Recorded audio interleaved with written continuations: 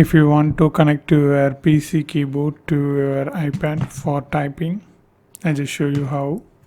To do this, we just need one device. If your iPad charging port was lightning, you need this lightning OTG, or there is another option. If you have this lightning to camera adapter, you can use that also, both devices. Either you can use this or this. In case if your charging port was USB-C, you need this USB-C OTG, or you can also use this USB-C to HDMI adapter. I'm using Amazon basis, you can use any brand. So it's completely your wish. For me, my iPad charging port was USB-C, so I'm going to use this USB-C OTG or adapter. So for now, I just use this OTG.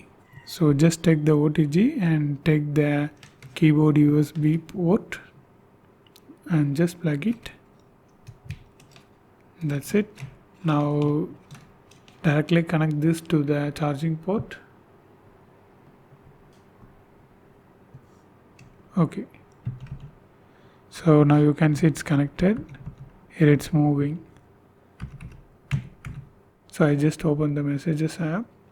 I just type 1 to 3.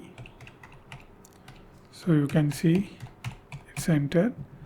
In case if it doesn't work, you need to open the settings and accessibility and touch and assistive touch and turn on this.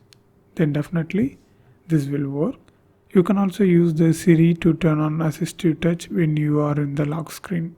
So this is how we need to do. After you perform all the tasks, just minimize this and just disconnect directly. It doesn't make any harm. So that's it. If you want to know more videos about these topics, watch these videos.